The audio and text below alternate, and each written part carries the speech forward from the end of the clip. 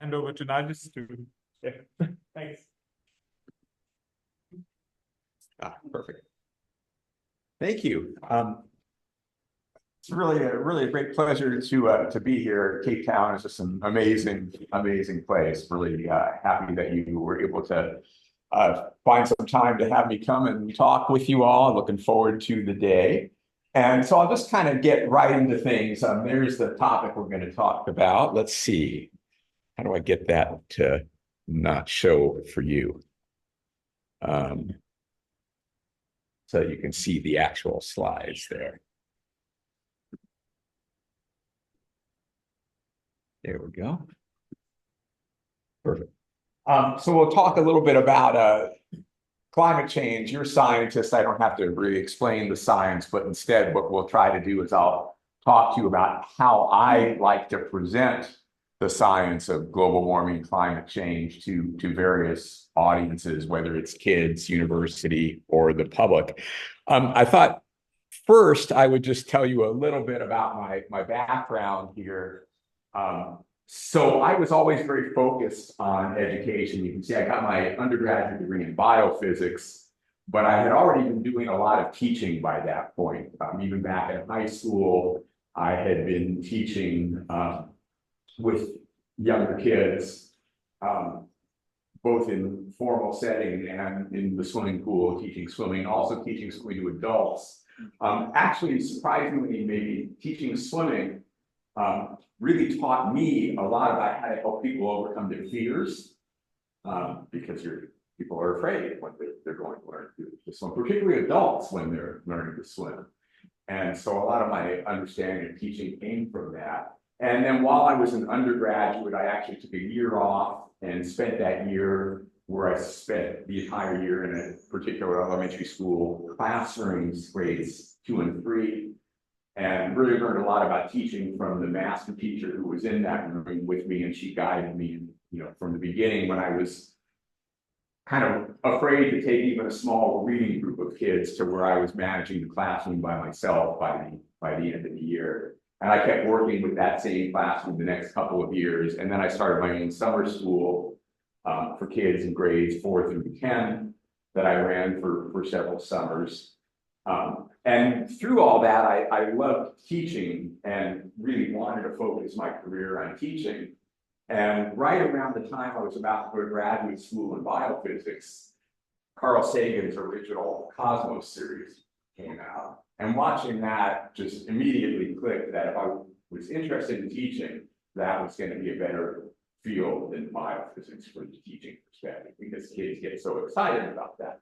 So I switched over to astronomy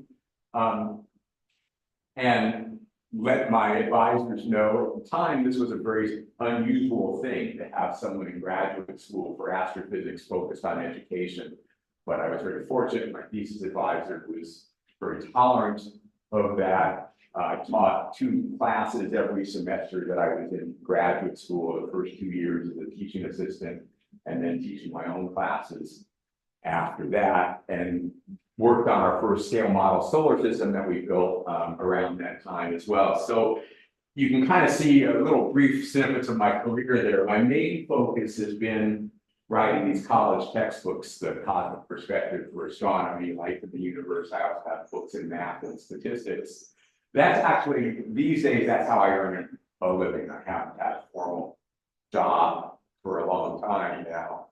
So that's how I'm able to do all the other things that I do. And then working on scale model solar systems, that's the one in Washington, D.C. there. And we've been spreading them around the United States. We've got about, using exactly the same design, 1 to 10 billion scale. So that's the sun at 1 to 10 billion of actual size there with me. And I'll show you another picture in a little bit, but on that scale, then Earth is 15 meters from the sun. It's a millimeter in diameter. So you really start to get the sense of what space is like and why we call it space when you see how empty it is looking at it that way. I do lots of school presentations around my kids' books. I've also been really fortunate that all my kids' books have been taken up to the International Space Station and read by astronauts. You can go to storytimefromspace.com and watch the videos all for free.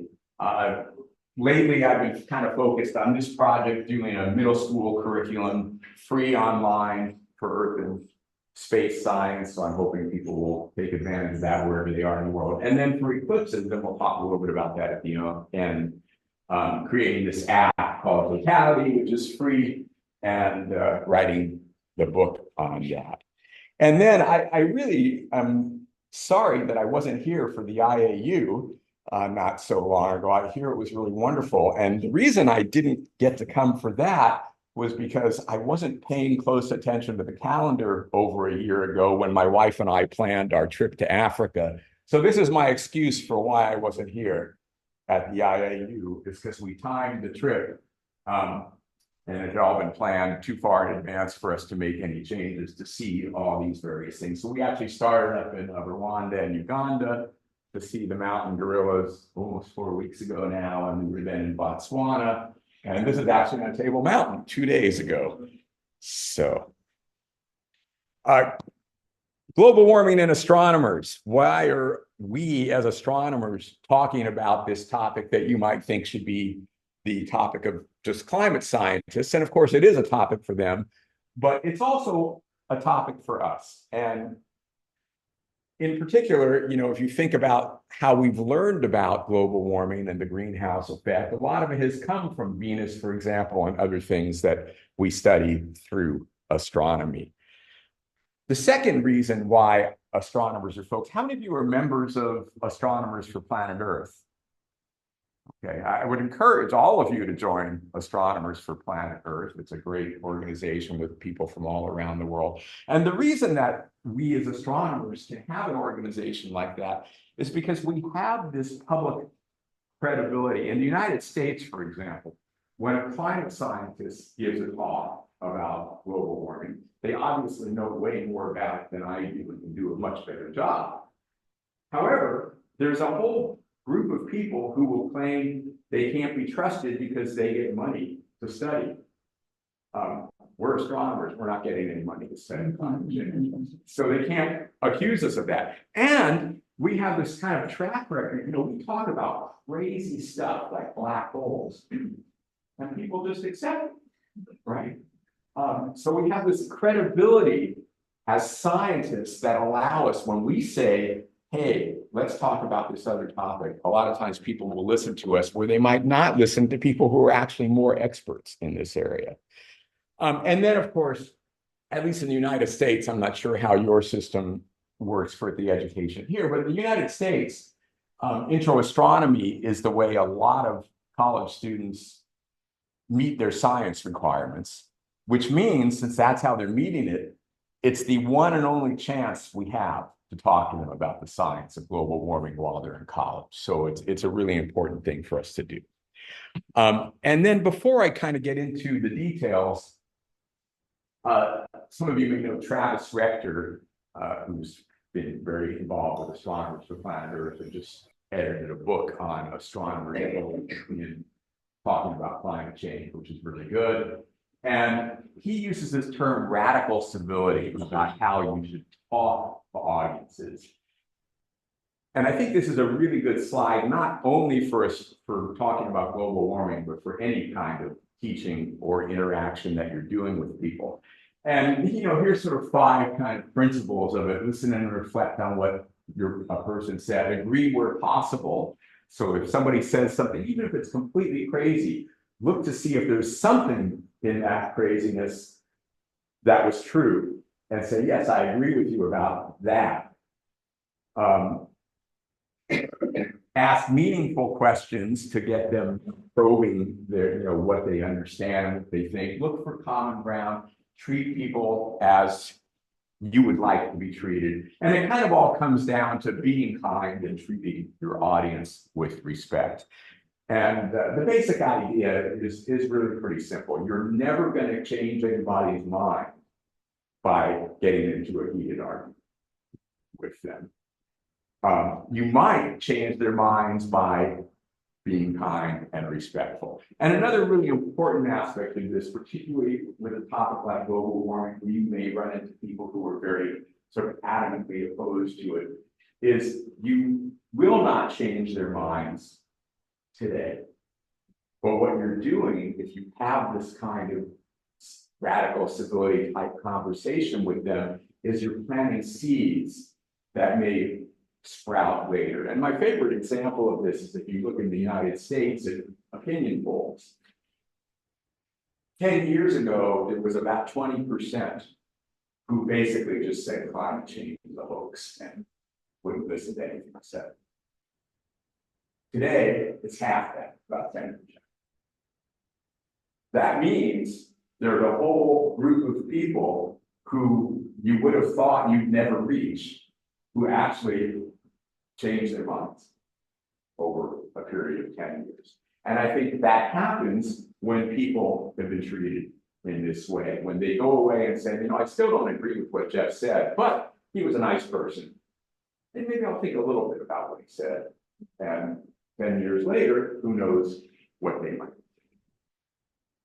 And in my case, I like to get people thinking both about the longer term and about how science works, and using this opportunity to say, I'm going to treat you like I would treat another scientist and not just ask you to take things on faith, but try to explain stuff.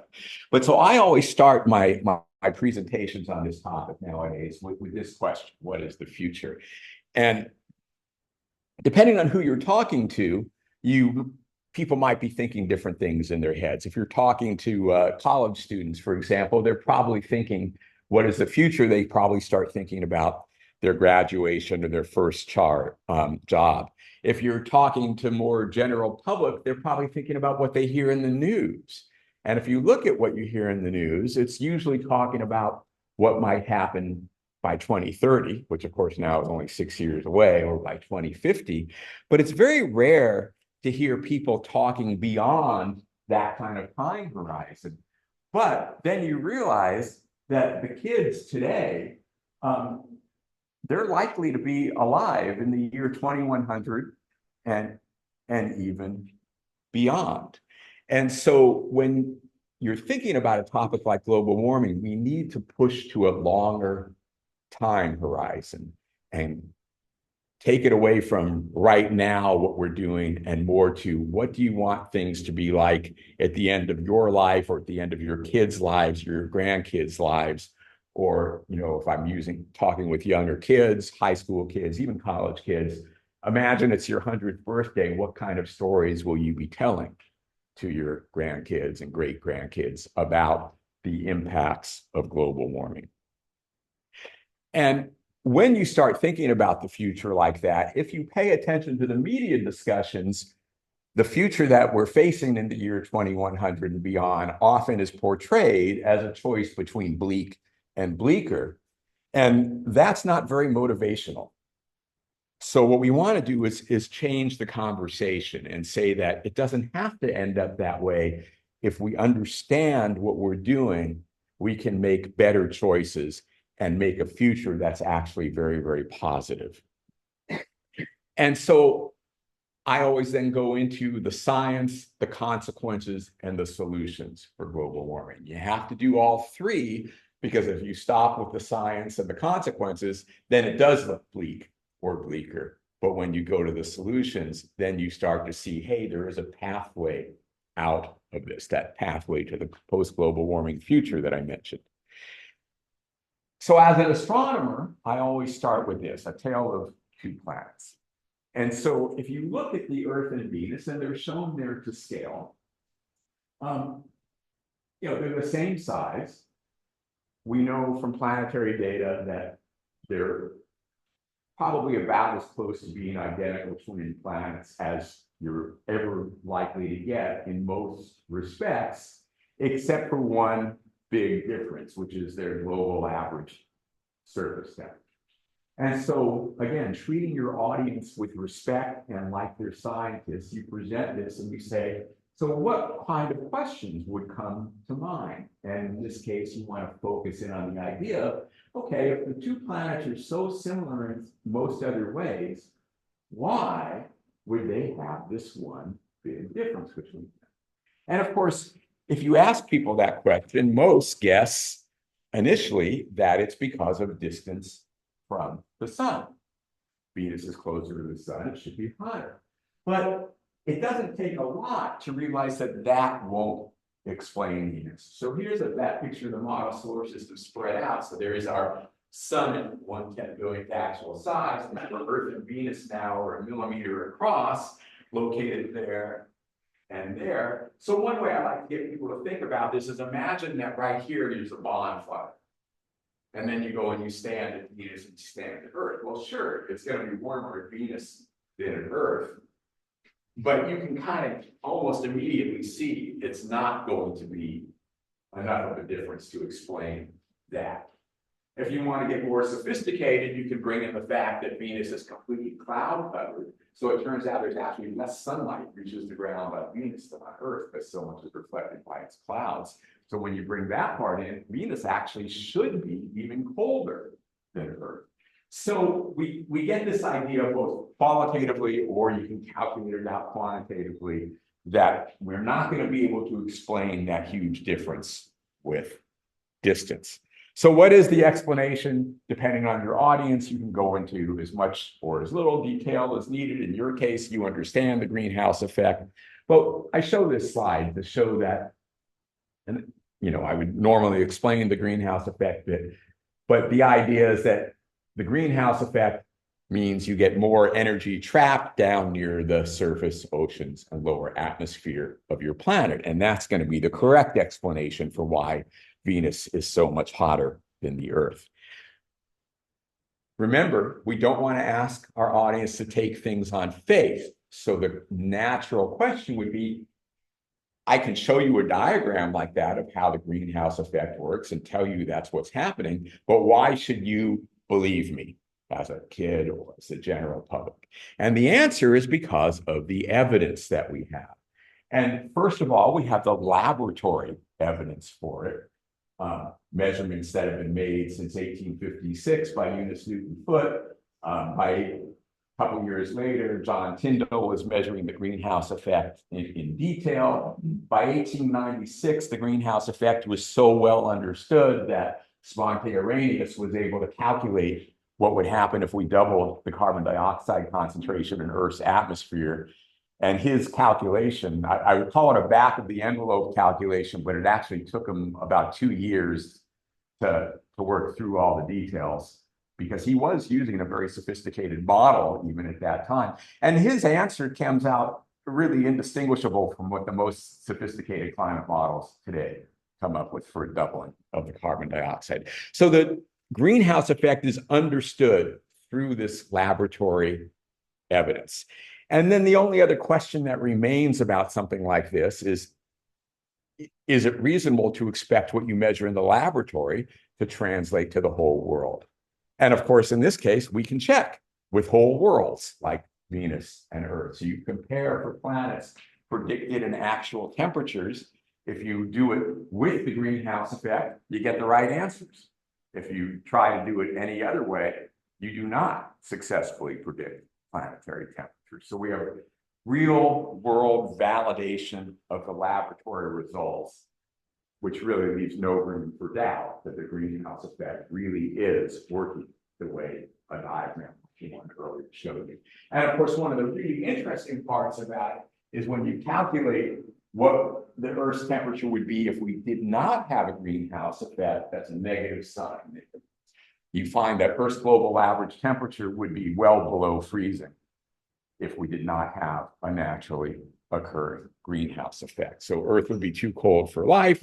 So now we can wrap up our tale of two planets. The reason for this huge temperature difference is the greenhouse effect. Here on Earth, we have enough carbon dioxide to make the planet livable. So the greenhouse effect, from that standpoint, is a really good thing. Without it, we wouldn't be here. But Venus has about 200,000 times as much carbon dioxide in its atmosphere as Earth does.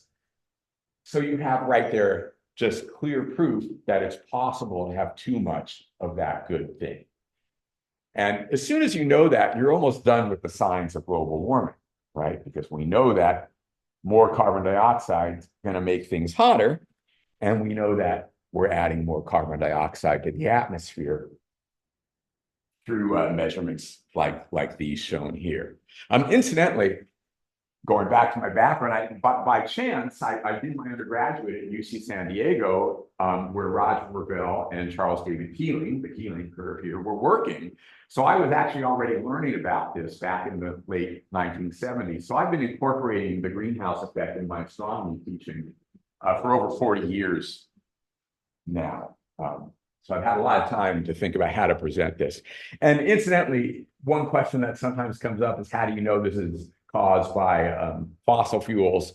There's several different lines of evidence for it, but the isotopic evidence, the ratio of carbon-14, carbon-13, and carbon-12, only works if it's fossil fuels causing this increase in the atmosphere from what you're measuring in the atmosphere. If you have questions about that, we can talk more in detail later. And then we've only been measuring the carbon dioxide concentration since the 1950s. People want to know sometimes, what about before that?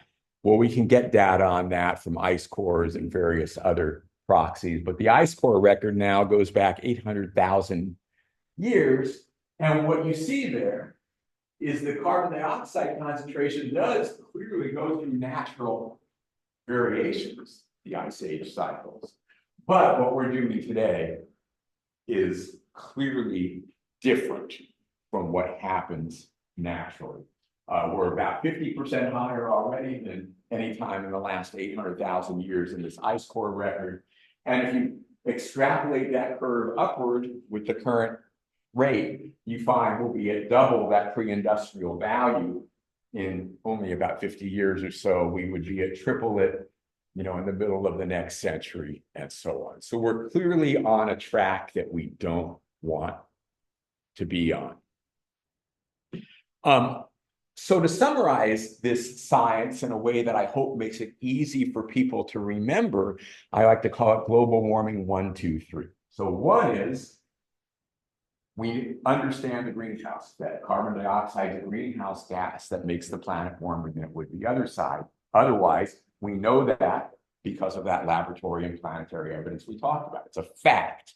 It's not disputed in any way by scientists. Number two, it's also a fact that the use of fossil fuels is adding carbon dioxide to the atmosphere. We've measured that with the graphs that I showed you. And if you put 1 and 2 together, then global warming is an obvious consequence of that. It's really not much different than if you throw a rock off a building, it's going to fall down. If you have these two facts, it's going to get warmer. And so the basic science of climate change or global warming is really as simple as that. The details of climate are, of course, complex, but the fact that it's going to get warmer is very easy to understand. And then, of course, it's validated by the actual temperature record. So this is showing you the temperatures going back to 1880, and the clear upward 2023 there, the last bar was a huge jump over the prior high. This year may or may not exceed that level. We're moving out of an El Nino phase, so therefore the temperature isn't expected to stay quite as high. But the trend is clearly going upward, which is just what you expect to have happen.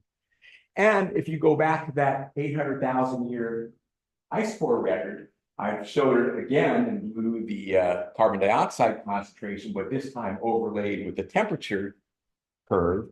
And you see again that same idea. They move in tandem because of that simple 1, 2, 3 science. They have to move in tandem. For carbon dioxide, higher temperatures, less carbon dioxide, lower temperatures.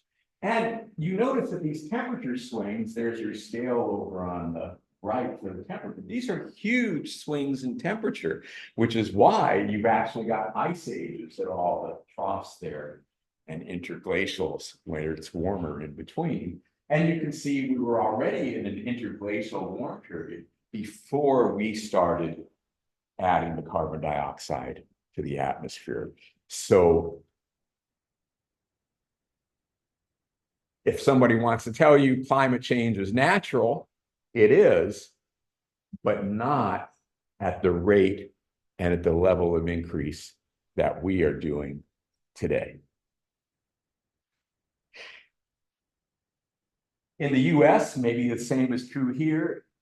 For some reason, this topic has become politicized, where people sometimes think that liberals believe in climate change and conservatives don't. So I always like to show this quote from Margaret Thatcher, one of the founders of modern conservatism. She was actually the first major global leader to give a speech about climate change to the United Nations. And she did that back in 1989. And you can see what she said. What we are doing to the world by adding greenhouse gases to the air at an unprecedented rate is new in the experience of the Earth. It is mankind and his activities which are changing the environment of our planet in damaging and dangerous ways. And she went on in that speech. Incidentally, on my website, globalwarmingprimer.com, I have the link to her entire speech if you want to watch it. And from there, she went on to talk about how urgent action on this was very, very important. Unfortunate that 35 years later, we still haven't taken the kind of action that she was advocating for. But if anybody ever does try to tell you that this is some sort of liberal idea, pointing back to Margaret Thatcher and what she said about it can help to counter that. All right, the second part is consequences of global warming. I won't go into much detail about this, but there are so many consequences that I think it's helpful when you're talking to an audience to divide them up into some more easily digestible categories. So I like to break it into 5 basic categories of consequence: regional climate change, extreme weather, sea ice, sea level, and ocean acidification, and then plus the possible tipping points. I'll talk just very briefly about each of these, and hopefully this will play. This is when I start the video here, well, I'll start it. So yeah, it's working. So you can, sort of working. Let's see if I can make that go. Why is it not going? There we go. So you can see the years going by at the bottom, and blue is cooler than the 20th century average. Red is warmer than the 20th century average. And, you notice in the beginning, it's almost random, warmer, cooler, random, cooler, like you might expect to happen naturally. But as we come into these later decades here,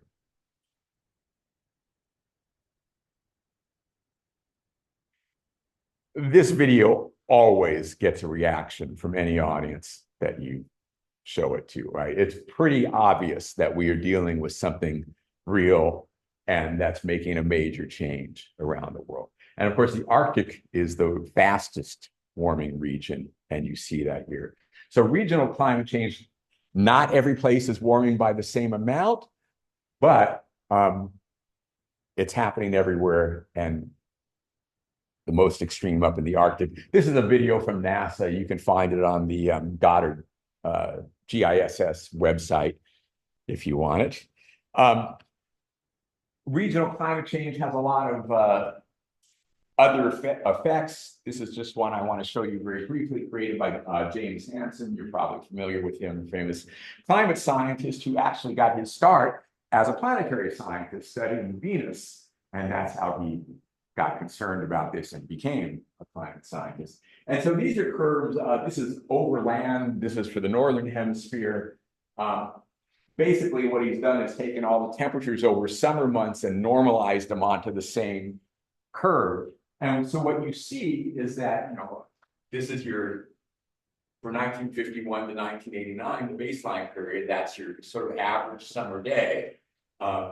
And so you have most of your days are normal, and then some cooler, pretty standard normal distribution, some warmer. And what you see is that as we go to more recent times, the entire curve has shifted actually a full standard deviation to the right.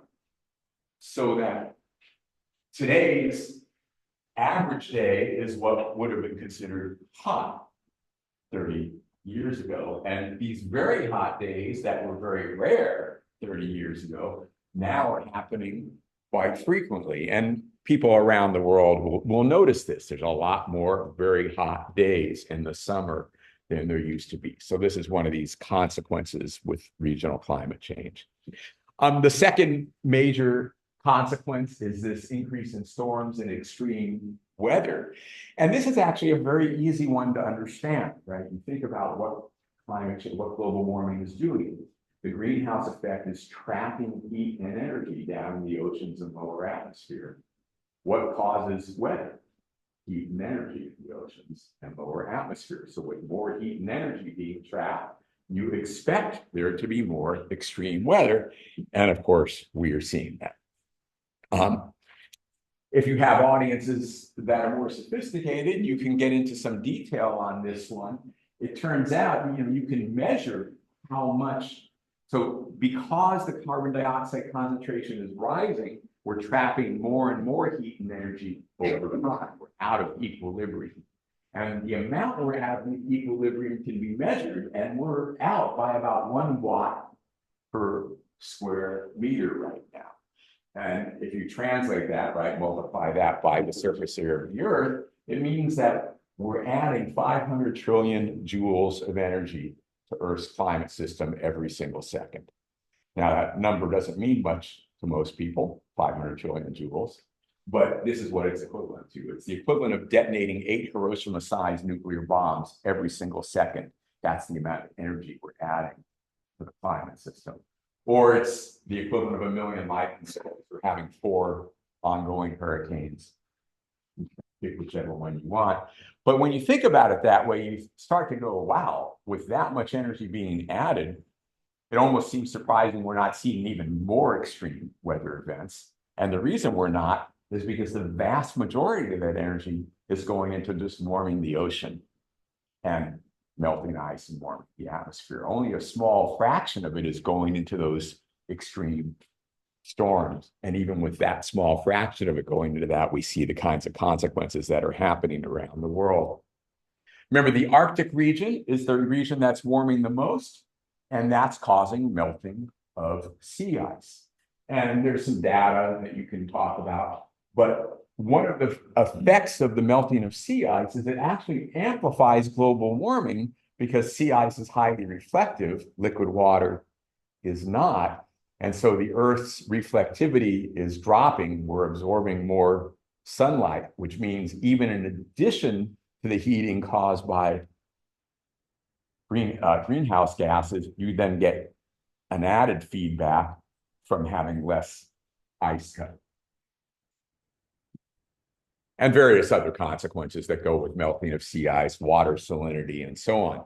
Rising sea level is happening for 2 related reasons. One is thermal expansion of the water, not something you're ever going to notice in a cup. You heat up a cup of water and you won't notice the water level changing. But with the depth of the oceans, that is a measurable change. Sea levels risen by about 20 to 30 centimeters in the past century or so. And it'll go up by about that much more just due to thermal expansion by the end of this century, assuming things continue. Then on top of that, you have additional water being added to the oceans from the melting of landlocked ice, which is why it is separate from the sea ice melting. The sea ice melting doesn't change sea level since it was already floating. But rising sea level is causing all kinds of consequences around the world. And then the 5th consequence, ocean acidification.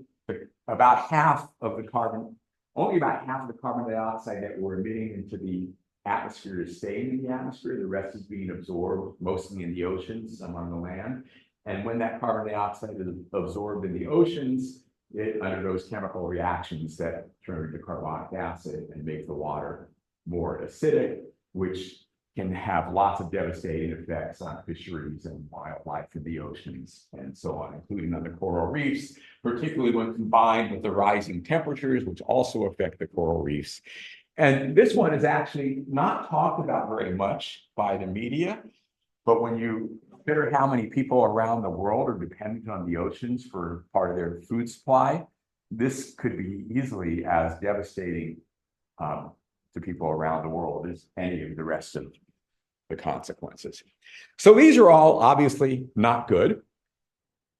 The even bigger concern is the idea that we could reach one of these so-called tipping points.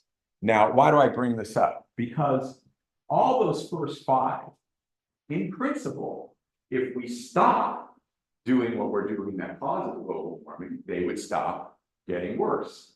And if we removed carbon dioxide from the atmosphere, they would get better. But if you hit a tipping point, then things could become irreversible. There's lots of possible tipping points. I won't go through them all in detail. According to the IPCC, none of these tipping points are particularly likely, but they're all possible, and we don't know if or when we would reach them based on current level of climate science understanding.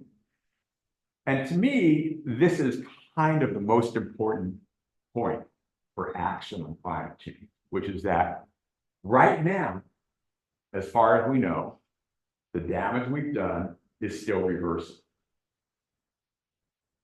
We don't know if and when we might hit one of these points where it's no longer reversible, which means the sooner we act, the better the chances that we can solve this problem. If we keep going too long without acting, it may be too late. It's not too late now, but we don't know when it will be. And with that, we get to this idea of going to the solutions, what I mentioned before. So what are the solutions to climate change? Well, basically, given that we know the cause is the rise in greenhouse gas concentration, which is coming primarily, there's other sources, but primarily 90%-ish from the burning of fossil fuels, the obvious solution is to stop burning them. And the only difficulty with that is people like having energy. And so if you say, we're going to stop burning fossil fuels, you better have a solution that involves a replacement for them. But the amazing part to me is we already have the existing technology that if we really wanted to, we could stop burning fossil fuels almost immediately. And by switching over to these alternatives, taking advantage of these alternatives, we wouldn't have any change in our lifestyle. We'd have just as much energy, perhaps even more than we have now. So the first of these technologies is efficiency. If you have more energy efficiency, then you don't need as much energy to do the same things. Same benefit, lower cost. Renewable power. Solar alone provides worldwide, there's 10,000 times as much energy as we use as a civilization coming into the earth. So if we could tap 1/10,000th of the incoming solar energy, that alone could solve our fossil fuel needs without anything else. Then you add on wind, other renewables, even more, and nuclear power, which has lots of controversies around it, but it doesn't emit greenhouse gases. So between those three things, if we wanted to today, we could stop using fossil fuels and still have just as much energy as we have today. Then you start to look at what we have coming down the pipeline for the future, and the possibilities are really astonishing. You know, there's advanced carbon neutral biofuels that you can use for airplanes and ships, which, you know, are hard to power with just electricity. Solar energy from space is one of my favorite ideas, right? It's never cloudy, never dark up in space, so beam the energy down to Earth. There's actually demonstration projects being done with this already, small ones to test the technology. Nuclear fusion. We don't have nuclear fusion today, but projects like ITER, hopefully coming online in the next decade or so, might demonstrate that commercially viable fusion is possible. And one of my favorite activities to do, like with high school students, is it's actually a very simple calculation to figure out how much energy you get. And you can look up when 2 protons fuse, how much energy is released per set of reactions. And you can then calculate, you know, measure how much water flows through a typical faucet in the kitchen. So you can calculate, you just turn on one faucet and take the hydrogen out of the water and run it through your little Mr. Fusion machine. If you remember the Back to the Future movies, if you ever saw those, they have a little device called Mr. Fusion, right? So you just extract the hydrogen from that flowing water and you'll get a continuous flow of power because the water's flowing out. Turns out a single kitchen faucet would give you about 3 terawatts of power, which is what the United States uses. So a single kitchen faucet could supply the whole United States. 5 kitchen faucets could supply the world if we knew how to do nuclear fusion. Now we don't, but we're working. So now you can start to go back to that time horizon we talked about. Will we have nuclear fusion by 2030? No. Will we have it by 2050? They're probably doing demonstrations, but we're not sure. We'll see how things work out. Will we have it by 2100? Well, there's no way to know, right? But, you know, and I'll be dead long before that. But if I had a bet, I would bet, you know, at least 50 to 1 that we will have nuclear fusion by the year 20. Which means we would have almost unlimited, almost free, clean energy. Start to think about that as we go to the last part. And then there's lots of other possibilities. Deep geothermal energy, you know, geothermal is difficult to tap right now because it only works in places where you're, you know, near volcanic vents or something. But that's only true because we don't drill deep, right? If you drill down 20 kilometers, it's hot everywhere in the world. So if we just develop better drilling technology, we could tap geothermal anywhere in the world.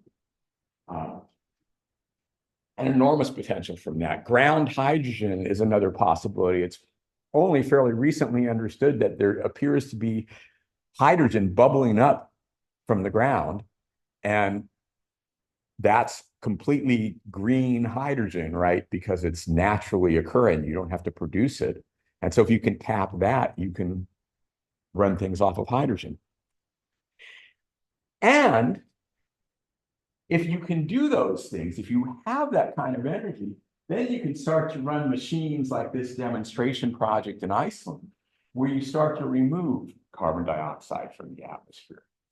And if you do it, you know, do some simple calculations, like how many of these machines would you need to actually make a meaningful dent in the amount of carbon dioxide from the atmosphere? It's a lot, but it's not more than what our current fossil fuel infrastructure is. Sorry, it's more what? It's not more than what our current fossil fuel infrastructure is. No, So- in terms of cost. In terms of locations, right? So you could imagine, you know, so here's what you could imagine, that by, you know, 2050, 2060, we've got nuclear fusion or some other technology that's giving us an enormous amount of energy. Then everywhere you see, you know, fossil fuel stuff around the world, you put one of these instead. And now we're starting to take the carbon dioxide concentration, and instead of having to continue to go up, we're starting to bring it down by 2 or 3 parts per million per year. Okay. So if you're with me there, then you get to what I call the 2 steps to a post-global warming world. So what's a post-global warming world? A post-global warming world is a world where someday your kids, grandkids, whoever, they're telling their kids, grandkids, you know, when I was younger, global warming was this terrible problem, but we fixed it, and everything's better. That's a post-global warming world, where global warming is a problem of the past because we had to do, there's just 2 steps to it. The first is you have to stop making the problem worse. And you have to do it before we hit a tipping point. So it's critical that we stop making the problem worse as soon as possible, net zero carbon emissions. Step 2 is you develop that energy technology like we were just talking about, and you start bringing the carbon dioxide concentration back down. And if you do those 2 things, you can imagine by the late part of this century, mid to late century, we're actually, instead of making the problem worse, we're restoring the climate. By the year 2100, we won't be all the way back to restoring, but we could be well on our way. According to James Hansen and his models, if we could bring the carbon dioxide carbon dioxide concentration back down, right now it's around 425 parts per million. If we could bring it back down to about 350, we will have restored the climate essentially to what it was before we started messing with it. So you can imagine that by that time, at the end of this century, we're well on our way to a restored climate. Global warming is a problem of the past. And remember, what's made it possible for us to get there is that we will have, through fusion, solar energy from space, or whatever, access to virtually unlimited cheap, clean energy. And now you can start thinking about what else could you do with that energy. And here in Africa, I'm sure you're well aware of the ties between poverty and energy, right? A lot of poverty is really driven by not having enough energy available. If you've got the energy available, you can do all kinds of things towards eliminating poverty. Problems with fresh water availability would become no longer important because you could simply desalinate seawater if you have enough energy available. You could imagine turning the Earth into basically a national park, right? No more wrecking the environment with mining operations because we get all our mining resources from the moon or asteroids, and so much more. So remember, before we had the idea of a future that could be bleaker. Well, that's what happens if we stick with the way things are going right now, right? This time of tale of two futures on one planet. But the alternative to what we're doing now is not that it's slightly better, it's that it's way better. It's this really amazing future where by the end of this century, if we do things intelligently, that's not always easy for humans. But if we do, with all this access to cheap, clean energy, we could imagine living in a world in the year 2100 where we've eliminated poverty, where we've made most of the Earth this beautiful national park, and so on. And so I always end with exercises for the audience, for younger kids, those who are going to be alive in the year 2100 and beyond. I tell them, imagine it's your 100th birthday.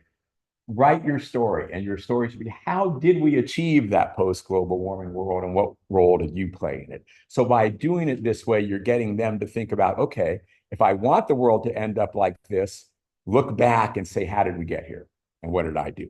So bring it to that personal level. And for older folks, I have them do this letter to your grandchildren, right? Dear grandchildren, as I write this, and to be sealed in a time capsule to be open 50 years from now, right? As I write this in 2024, many people are arguing about whether global warming is real, how serious it will be when you're my age. I've examined the evidence, and I've decided to, you write in what you're going to do. Hope your world is a good one. Love you. And you start thinking about, what will your grandchildren, when they open this time capsule letter 50 years from now, what will they think about what you did or did not say you were doing for this? And that personalization gets through, I think, to people a lot, because one of the things I like to emphasize with the audiences of adults is we have a lot of polarization in this world, with people disagreeing about political things. But one thing that pretty much everyone agrees on is we want a better world for future generations. And so when you put it in this framework, and they have to write down what someone might read 50 years from now, maybe it makes them think a little harder about whether the positions that they're taking today are ones that their kids and grandkids will be proud of. If you're interested in more details, I have these resources. The book, Global Warming Primer, Pathway to a Post-Global Warming Future, is in Q&A format. So all the stuff we talked about today in a lot more detail, with all the questions that people have asked me over the years, answered in a simple way. I have a kid's book on the same topic, The Wizard Who Saved the World. There it is, being read from the space station. And then one of the chapters in my free online project here is aimed at middle and high school students, so you can make use of that. Want to just talk very briefly about the eclipse coming up in 2030 here. I have this app called Totality. It's free. Just go into your app store and download it, or you can use the QR code here, or just go to science.com/eclipse, and you'll have the links to the app stores.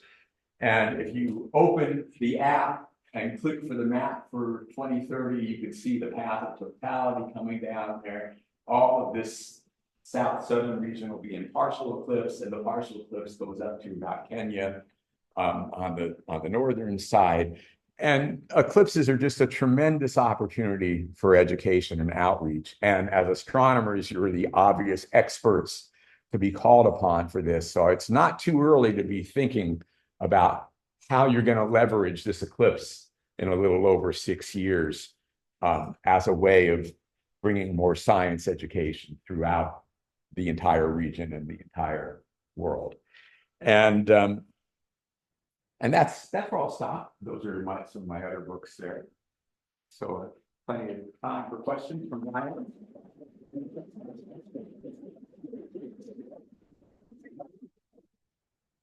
Yeah. I've got lots of questions, so I'll probably come up with you afterwards. But one of the ones that I was thinking about is like, so a lot of the time when you mention like, oh, solar is like relatively like relatively easy to implement, people will be like, oh no, we need a different solution because with the extracting of lithium and solar panels are so expensive. Like people are always waiting for a perfect solution. Kind of like, how do you kind of get people to consider imperfect solutions when there's kind of when those kind of solutions come up? So I like to emphasize no energy technology is going to be completely benign. All of them are going to have consequences.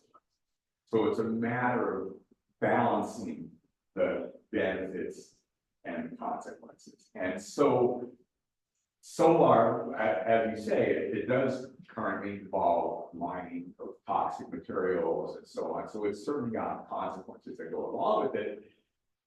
I would argue that those are much less than the consequences we're seeing with fossil fuels and global warming. The same, get people objecting to wind because they don't like the way the wind turbines look. And I well, you like the way the planet looks when you have extreme storms going on. So you have to get people to think about that balance. And, even if we get nuclear fusion or solar energy from space or something like that, we'll probably find consequences that we're not even thinking about today from those. But the point is, we need to solve the problems we have at the moment. And hopefully, in the future, we'll be smart enough to solve the problems that arise later. Right now, the problem is too much greenhouse gas in the atmosphere. We've got to solve that one. That's kind of the way I would frame it. On greenhouse gas, you should have plot again of CO2 concentration in the atmosphere going on. Is it 800? The 800,000 a year? Yeah. I was wondering about the lag between the two, because temperature has not done what the CO2. No, it's very closely tracked. Let me see if I can get that. There's a lag? There is a lag, yes.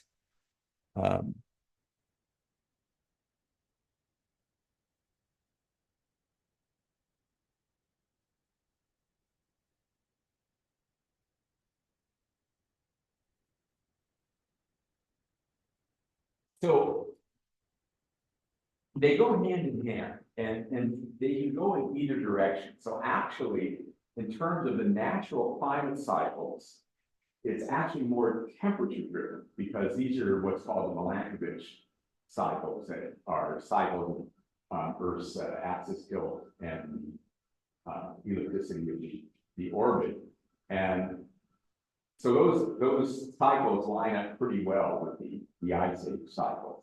And the idea is basically that due to those changes in the axis tilt small and the orbit, you get more or less total sunlight being absorbed on Earth. So when the sunlight gets a little stronger, it would expect it to get a little bit warmer, but you would not expect it to get that much warmer.